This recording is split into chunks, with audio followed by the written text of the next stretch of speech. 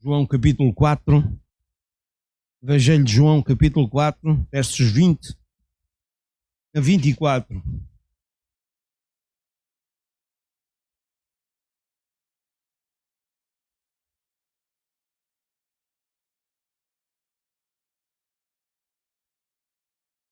Podemos ler a partir do verso 19, também contextualizarmos um bocadinho. Não estão a perceber que este contexto tem a ver com a mulher de Samaria e toda aquela conversa que Jesus teve com ela. E a mulher, depois no verso 19, tem esta afirmação: Senhor, vejo que és profeta. Nossos pais adoraram neste monte, e vós dizeis que é em Jerusalém o lugar onde se deve adorar. Disse-lhe Jesus: mulher, crê-me, que a hora vem em que nem neste monte, nem em Jerusalém, adorareis o Pai. Vós adorais o que não sabeis, nós adoramos o que sabemos, porque a salvação vem dos judeus. Mas a hora vem, e agora é, em que os verdadeiros adoradores adorarão o Pai em espírito e em verdade, porque o Pai procura a tais que assim o adorem. Deus é espírito e importa que os que o adoram o adorem em espírito e em verdade. Amém? Adoração. Uma forma de vida, uma forma de viver. Adoração não tem a ver com...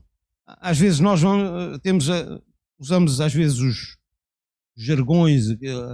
Vamos adorar o Senhor quando estamos para lá. Não, adoração não é apenas cantarmos, louvor não é apenas uma música. Louvor e adoração é um estilo de vida.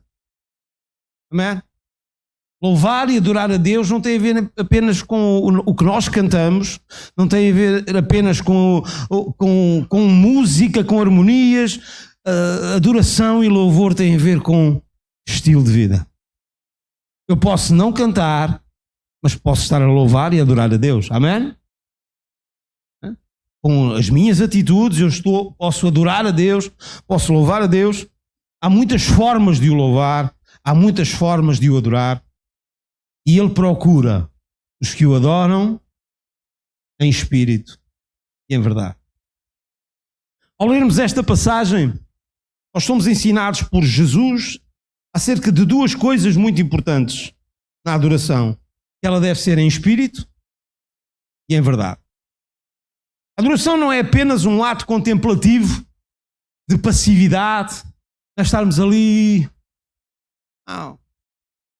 Isso é meditação. Às vezes as pessoas têm, estou a adorar a Deus, sabe? Adorar a Deus é amares o teu irmão. Pumba, já disse. Adorar a Deus, estás no culto. Adorar a Deus é pôr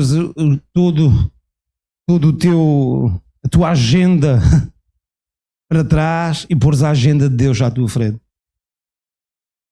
Isso é adorar a Deus. Não é estarmos aqui e levantarmos as mãos para o céu, porque sabe Deus às vezes como é que nós levantamos as mãos. Ele sabe. E às vezes nós também sabemos. Mas isso é outra pregação, não é para agora. Mas Ele procura esses que o adoram em espírito e em verdade. Adoração é um ato poderosíssimo que lança fora a frustração e que traz Deus para o lugar onde Ele deve estar, no centro. O nosso lema como igreja é uma missão, e quê? Jesus onde? Atrás? Embaixo? À frente? É onde? Os irmãos não sabem, pois eu tenho que pôr aqui as letras aqui em si. É para os irmãos. Jesus no centro. Quando Ele está no centro, quando nós nos centramos nele, então nós vivemos para o adorar. Mas quando Ele não está no centro, quando nós não nos centralizamos nele, então a adoração, a verdadeira adoração, não tem lugar. Por vezes o lugar que Deus deve ocupar na nossa vida está ocupado pela frustração, pela nossa incapacidade de superar as dificuldades, pelo medo de falhar e ser esmagado por esse falhanço, por vivermos ainda escravizados pelo fantasma da culpa. Muitas vezes nós vivemos assim, com medo de falhar. Às vezes perdemos anos da nossa vida. Andamos na igreja, já ouvimos N sermões, já ouvimos isto e ouvimos aquilo, e continuamos naquela de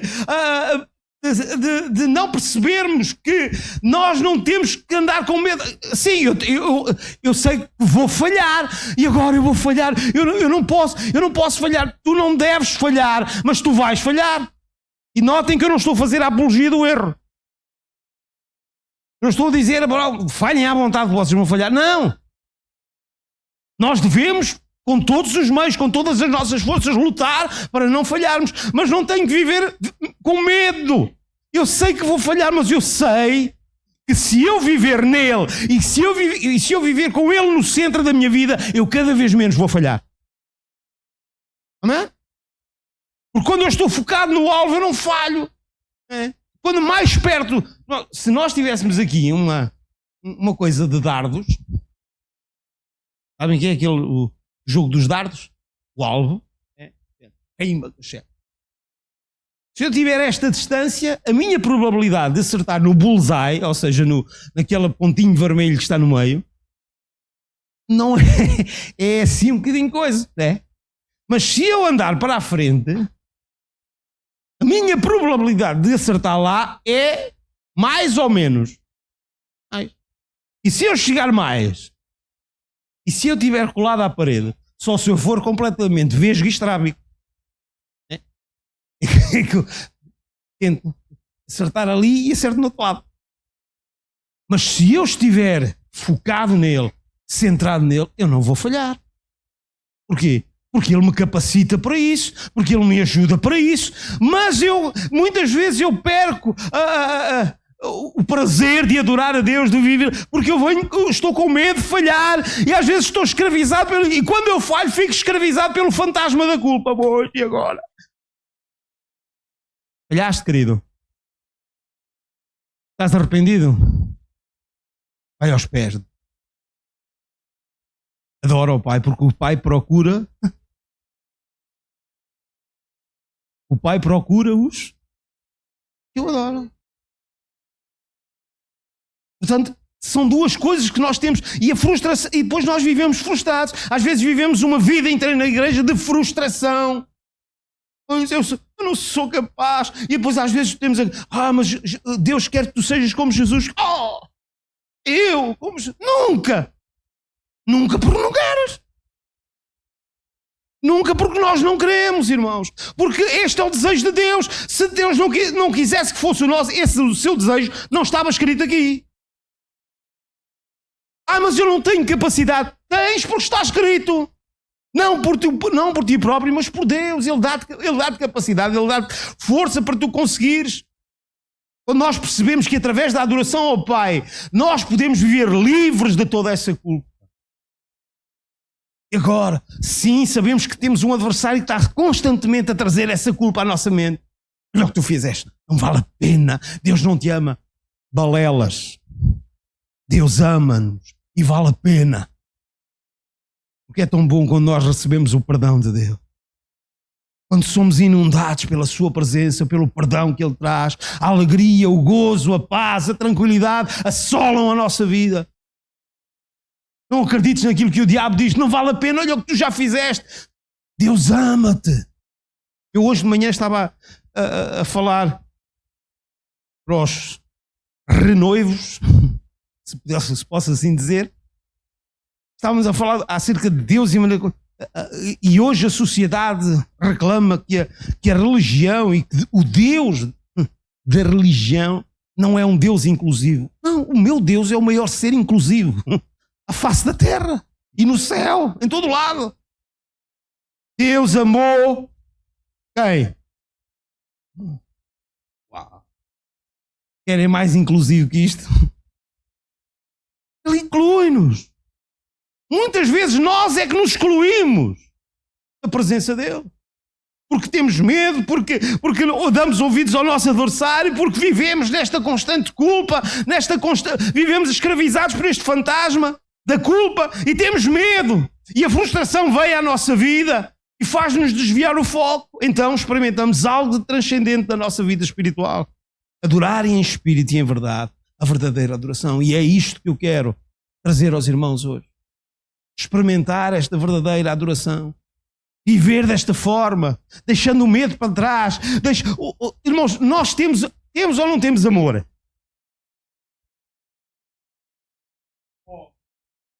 15%.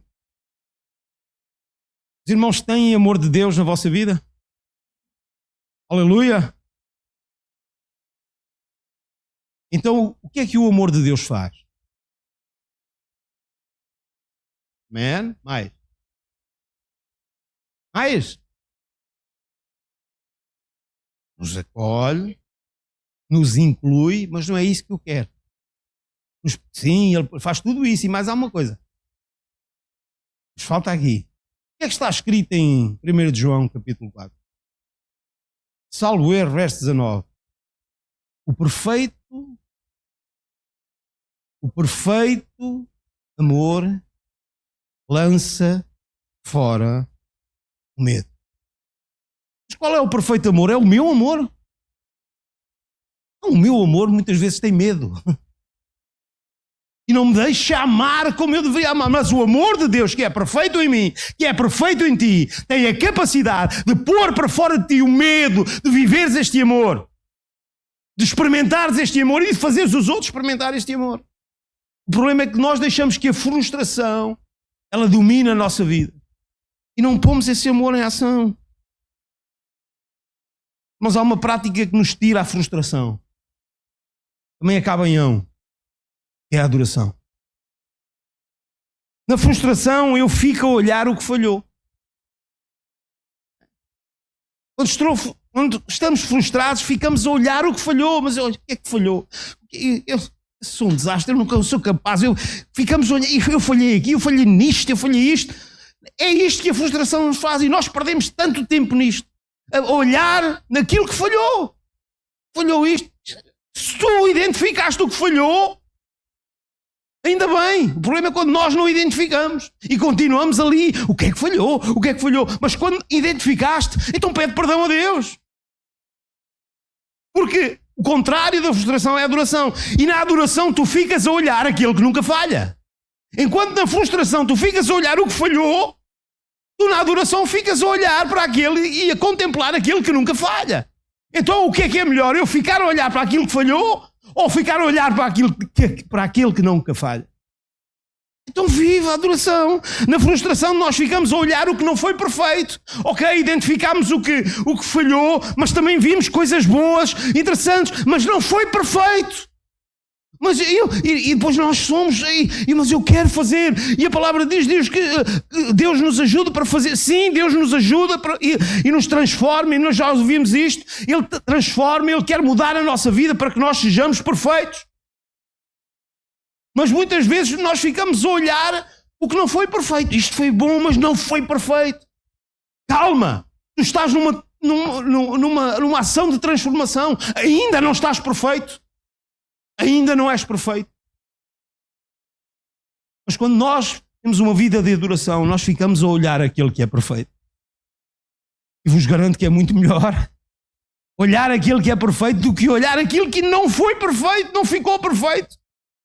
Na frustração ficamos a olhar as nossas limitações. Eu não sou capaz porque eu estou limitado, eu sou limitado. E nós, por isso não vale a pena e desistimos. É mais fácil desistir. Mais fácil desistir. E às vezes há vontade de desistir. Até a mim. Às vezes dá vontade de desistir. A gente costuma dizer, às vezes a gente às vezes sabe onde é que estão as malas. Ou no sótão. É só ir ao sótão buscá-las. Ficamos a olhar para as nossas limitações. Porque não temos capacidade para... Mas quando nós vivemos em adoração, eu não olho para as minhas limitações, eu fico a olhar para aquele que é limitado. E aquele que é ilimitado é capaz de trazer à minha vida forças para eu ultrapassar as minhas limitações, aquilo que me limita. Porque eu vivo nele, dele e para ele. Às vezes nós ficamos à volta das nossas fraquezas. Sou fraco, eu sou um desgraçado. Mas quando nós vivemos uma vida de oração, nós ficamos à volta daquele que é todo-poderoso. Como Paulo dizia, quando eu sou fraco, quando eu reconheço a minha fraqueza e que dependo de um Deus todo-poderoso, então eu sou forte. Quando é que nós somos fortes? Quando nós reconhecemos que sozinhos não valemos nada. Não somos capazes. Mas quando Ele está na nossa vida, quando nós estamos nesta posição de adoração, quando eu vivo uma vida de adoração, quando eu contemplo aquele que nunca falha, quando eu contemplo aquele que é perfeito, quando eu contemplo aquele que não tem limites, quando eu contemplo aquele que é todo-poderoso, eu estou a viver a verdadeira adoração. E naturalmente nós passamos da apatia de não esperar nada para uma esperança vibrante, da inadequação para a capacitação, de sonhos frustrados para sonhos com um upgrade, uma atualização melhorada. Uau! Eu já tive disto e vos garanto que é fantástico. Quando nós passamos de frustrações, de sonhos frustrados, e quando nós, passados uns tempos, começamos a olhar para trás e espera aí, Deus, ei, fantástico. Obrigado, Senhor. Obrigado pelo que tu fizeste, obrigado pela maneira como tu trabalhaste. Obrigado porquê? Porque nós reconhecemos que Ele é aquele que merece todo o nosso louvor, toda a nossa adoração. E muitas vezes nós descarregamos nele tudo e mais alguma coisa, quando Ele precisa de ser adorado. As nossas tristezas, as nossas idiosincrasias, as nossas pancadas, às vezes concorrem para que nós não vivamos uma vida de verdadeira adoração. Tenhas medo. Adora a Deus. Viva adorando aquele que fez tudo e continua a fazer tudo por ti. E agora o que é que vai passar? Pastor, isto e aquilo. Vive. Vive isto, vive. Não te deixes aprisionar pelas circunstâncias que estão à tua volta. Adora. Tem este estilo de vida. Contempla Deus, vê Deus, procura Deus, porque Deus procura-te a ti. Deus procura-nos. Adorar em espírito significa que nos entregamos, nós entregamos as nossas vontades, os nossos desejos à vontade de Deus. Isso dói. Isto vai doer. Porque nenhum de nós gosta de perder o controle da nossa vida. Irmão, não diga isso. Eu dou tudo ao Senhor. Estás? Certeza? Há coisas que nós controlamos e somos muito controladores. Mas Ele quer controlar. E quando nós deixamos, e é isto que eu estou a querer dizer aqui, quando adorar em espírito significa nós entregarmos as nossas vontades, tudo o que eu sou, tudo o que eu quero, tudo o que eu desejo, nas mãos dEle e confiar nele, sabendo que Ele vai fazer o melhor. E isso dói.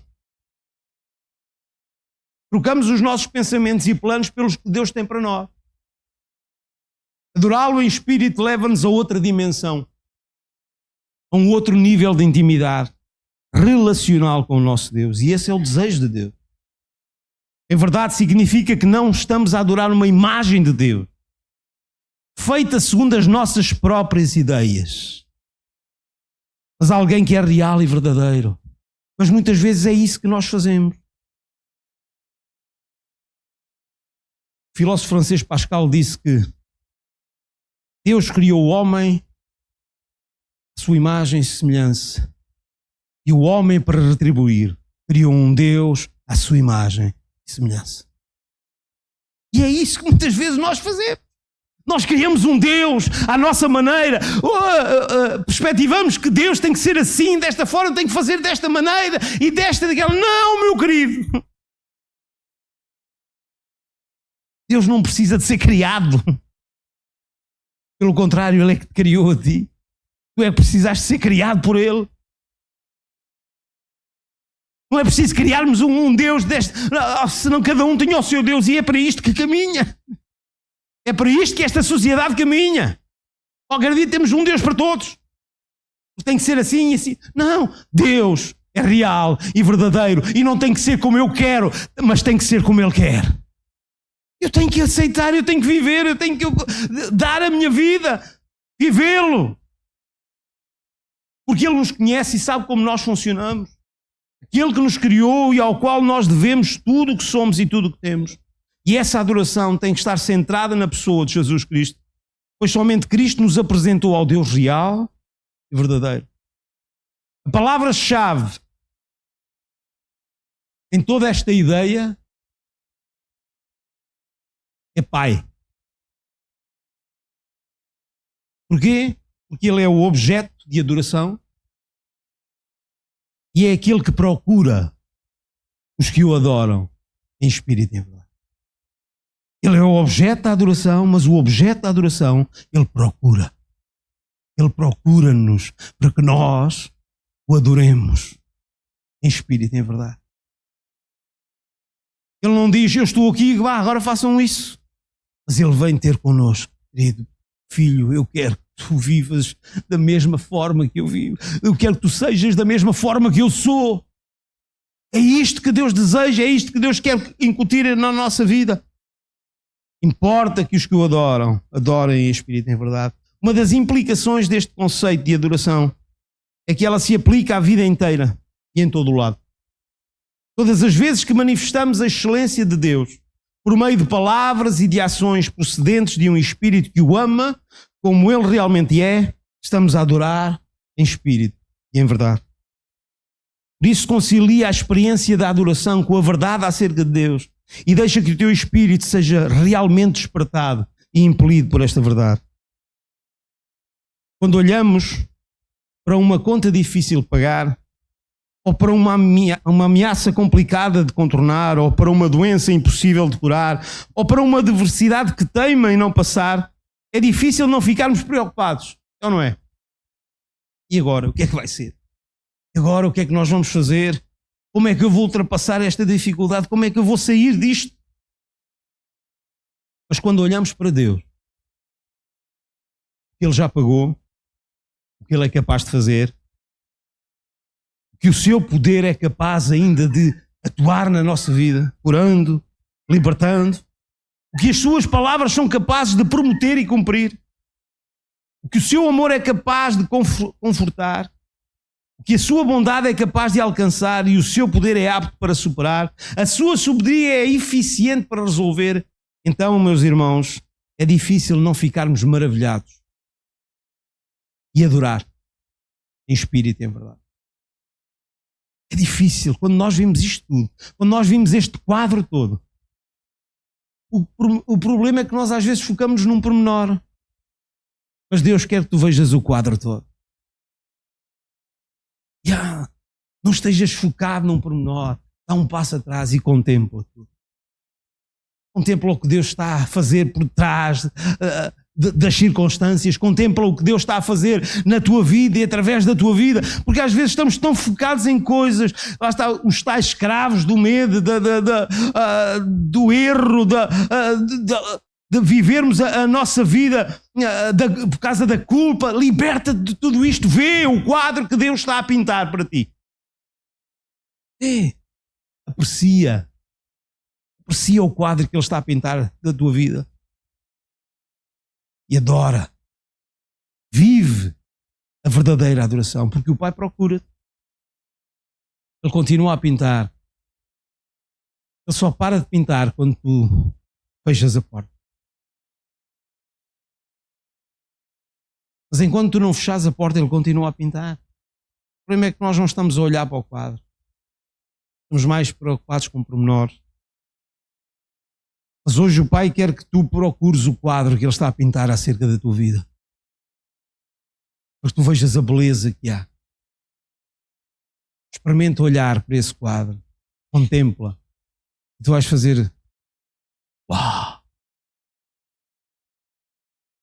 Obrigado porque eu vivo para um Deus tão extraordinário.